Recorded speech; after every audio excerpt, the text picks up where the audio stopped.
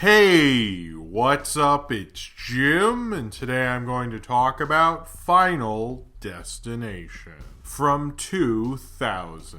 And today is day 3 of my Halloween week of videos. Final Destination is interesting in that it is a horror movie franchise and a horror movie without a villain. The villain is abstract. It's death. The villain that will eventually take us all down, much like cancer and disappointment, no one can escape death. And that kind of makes it a little more interesting because you don't have to go, oh man, Jason's totally changed, Freddy's totally changed, all those things. You just have to have these ridiculous death set pieces where a million different things go wrong and suddenly there's flames shooting up and then an accidental slip throws a kitchen knife into your chest is what makes the Final Destination films, and particularly I guess this one, so much fun. And I think it leads itself up to being a completely ridiculous and probably an excessive ridiculous kind of a horror movie, the kind that audiences love to clap and laugh at. And that's really the kind of genius of the Final Destination films. And really, of the ones I've seen, I've mostly seen them on TV, and I kind of only really paid attention at those parts, particularly in 2 with the car accident stuff. I haven't seen all of them. It was always interesting, and I always thought, oh, maybe one of these days I'll sit down and I'll watch the first one because people say it's so good. And I did. And although I love the death scenes in this, and I think this isn't like a sick teenage boy gore thing, they're just impressive on a technical film angle. Just having all these various degrees of things come together and kill someone is just funny. But the parts in between, other than the opening, are not interesting. In fact, they're boring, and it kind of lumbers the whole film down. And I think Final Destination, especially this one, I can't say much about the other ones, really relies on those sequences to make it at all an interesting movie, since the kind of melodrama of it falls completely flat. So you have a very uneven movie, but when it gets to the good parts, it can be so memorable and exciting, your brain will be washed away with all the boring teenage angstness that's holding this whole thing down. A group of teenagers who are on a field trip to Paris, Texas, they get on a plane, and the one character, Alex, played by Devon Sawa, suddenly has a lot of bad feelings about this plane trip, but is generally excited to go to Paris. Then when he gets on the plane, takes a nap while they're boarding, which I guess I've boarded planes, I've never fallen asleep, but I don't know. He falls asleep and has a dream that a plane will have a mechanical failure and explode and everyone will die, and he panics and gets in a fight with his friend, and then him and 6 other friends are thrown off the plane kind of in the scuffle of it, and the plane takes off and then actually explodes just like he said it would. And after a while, him and this group of kids, who aren't all friends really, only 2 of them are, then find out that if you cheat death, death will eventually come for you, and they eventually die in ridiculous freaks of nature circumstances because death has to kill them and take them to their final destination, which is death.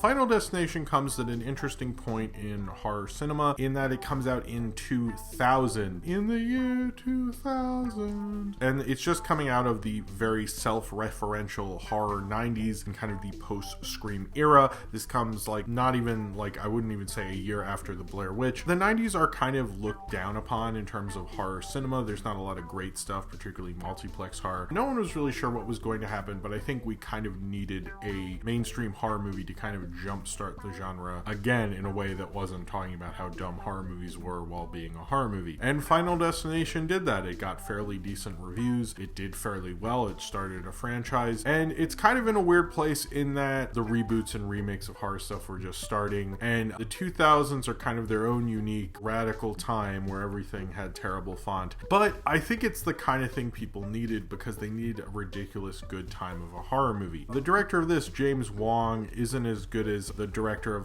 the Conjuring movies, James Wan, or a lot of the horror directors now who are a little better at that. The main idea of this film, and the main idea of any Final Destination film, of having these ridiculous set pieces that happen within it, lets you have a freeformness that I think kind of opens up this franchise and leads it that you're not kind of trying to do the slasher thing again. You're not trying to do something in the genre that has just been made fun of. You're doing something completely different. Although a lot of the characters in this were named after famous horror directors. Like, main character Alex is Alex Browning. You have Valerie Luton. I didn't realize there was someone named Valerie Luton. That's a little too much. And then there's even Billy Hitchcock, who Sean William Scott plays. That one was too much. Like, it says Hitchcock on his Letterman jacket. I'm like, oh my god, are you fucking kidding me? Like, Hitchcock? You could tell this was written and directed by more of like horror fans who wanted to make a decent horror movie. And it is kind of more in the thriller vein, which I think maybe made it right when you have people who think horror is kind of sillier and stupid. It made it kind of the right point in cinema at that time, because you're playing it in kind of a safe way, but it works within the whole thing. You know, the opening really feels like almost very much like a well-told thriller, where you have the whole thing in the airport and how people are interviewing him and like being like, why do you think these things, and all the stuff like that. I actually really liked the setup. Was really well done. I was really surprised by how interesting it was at the beginning. Then when they're like figuring out how this all happens, which is kind of like a lot of people just insinuate shit and you're like, oh, all right. Sometimes when you have to explain like the rules of the horror movie, that is kind of a harder thing to do. But in this one, it's just like they kind of go, I mean, that's what death does. And I'm like, does it though? It kind of fell off, and then you get into like teen angsty kind of nonsense. And Devon Sawa, frankly, doesn't have the acting chops or the charisma to really pull this off. I actually thought Ali Larter, who I've never really been a huge fan of, did a pretty good job in this film. And I thought maybe she probably would have been a little more interesting of a character. You're kind of like, why did she follow him on the plane? She has a little mystery about her, so I kind of wanted to see what she was up to. But I think the whole teen drama of this, you know, James Wong, who directed this, would eventually direct Dragon Ball Evolution, which wow. He isn't a great director. It feels like he stumbled. There's certain moments I feel like he's actually very good, particularly at the beginning. You can tell he's not the strongest director and not very adaptable. It's like he directed one sequence very well, but he didn't have enough of that speed and theory to go throughout it, or at least his direction didn't. And you'd think he would, because I think the whole thriller paranoia atmosphere of the beginning, if it had been fed through the rest of this movie, could have been amazing. And although I do still think this is a very good movie, it's kind of like the beginning is so good it kind of lets down the rest. The deaths, though, help this movie out a lot, and they're actually really funny, because I like how well orchestrated and well planned out they are. Like, you know, those car commercials where it's one shot and you see a marble do all these insane tricks. That's like a Final Destination death. It's just like fucking insane. You're just like, whoa, that was crazy. How many hours does it take to do that, to kill this teenager? But then some of them are like so random, which made me laugh even more, because you don't see them. Really, one girl just gets hit by a car randomly. I just fell on the ground. I was like, oh my god, that is great. That is such a good setup. You really don't see that coming, and I love it added the paranoia. Same with like Sean William Scott gets decapitated. I kind of saw that one coming. The girl getting hit, Valerie, I think it's Valerie Luton, when she gets hit, that, oh man, I could watch that all day. But those sequences, I think, is probably what you remember about it. Especially, like, I always had a theory as a teenager that most of these kids weren't paying attention. They were talking and making out and maybe drinking, I don't know, while watching these kind of shittier horror movies of the late 90s, early 2000s. Like, if you're just taking those parts, you'll be like, wow, this is a really good horror movie. And you can kind of think that. And there are parts of this I really, really like, but then the parts between those are like really substandard and awful. So you're kind of like, oh, what the fuck? Even like Sean William Scott gives a very un-Sean William Scott performance. And this is right after American Pie, but I assume they filmed this around that time and didn't know he was going to become the kind of sort of star he was. Not that he was an amazing star, but it is kind of interesting. He's really the kid who's just like brought into this whole thing. I kind of almost wanted him to live. They really don't know what they're doing with him, but it's kind of funny in a way. Actually, in Japan, this was called The Death God Comes. The late 90s, early 2000s were not an incredible time for horror at all, specifically talking about America. And we wouldn't really have The Grudge and stuff, and when Saw came in about 4 years later. So it was like a little dicier of a time, but I think for a supernatural kind of horror film, concept-wise, I think this is a very strong movie. And when it works within that concept, it can be really, really good. It's a very uneven movie, but it is still a good movie, and something that I think if you're into this era, I would recommend. I don't think it's an essential horror movie. When I do these horror movies for Halloween, I try to pick big ones, and I really hadn't sat down with this one, and I know John Waters specifically played it during his Lincoln Center retrospective as a movie he really liked, and I was kind of like, okay, I mean, I guess I'll see Final Destination. I was a little disappointed, but I still really love all the deaths in it. I think like most horror movies and horror movie fans, they are really into that angle of it, but great horror movie franchises start off with a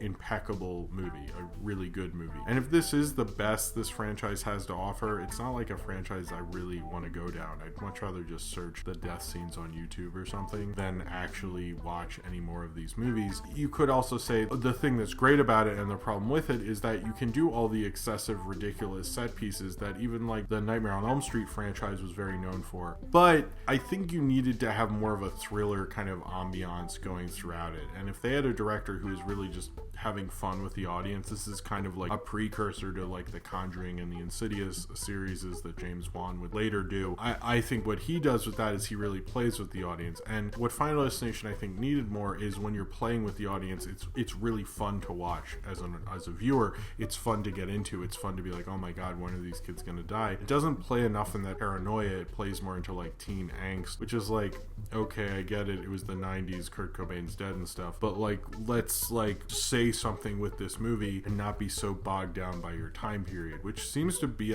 been a problem at this time. The pessimism and the irony and how tough it was living in a country that hadn't had, 9/11 happen yet seems real rough then. But I think they maybe should have focused more on making an interesting and thrilling horror movie and less time caring about these fucking teenagers. I mean, honestly, we just really wanted to watch them get killed anyway. And I don't think any of these characters were cool enough that I cared about them dying. I think that's a big difference between the first like Nightmare on Elm Street or Friday the 13th or Halloween, is that I kind of like gave a shit about these characters. And in Final Destination, I'm just like, oh shit, he got hung by a water thing and she got stabbed and that happened, she got hit by a car, and I'm laughing because I don't care. This feels quality wise like the second or third movie in a good franchise, but this is this franchise's first movie, and that's a pretty disappointing place to start from. I think concept wise and script wise this is pretty good. Just had a director who didn't really know exactly what to do with it and couldn't really direct the shit out of it. And I think when you talk about a great horror movie, a horror movie that we watch every Halloween or every year or anything like that, you're talking about a movie that they directed the hell out of to prove themselves and to make a really thrilling, amazing experience, so you'd want to come back again and so they could be in the industry. And I don't think this director just frankly didn't have that for this movie. They just had that for the amazing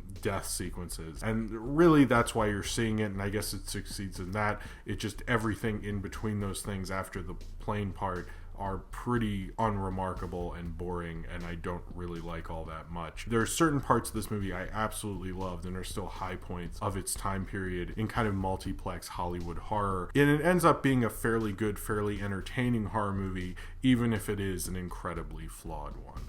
So if you have seen Final Destination and you would like to talk about it, then comment below in the comments and subscribe if you would like to. Come back tomorrow for day 4 of the Halloween week of videos and have a happy Halloween.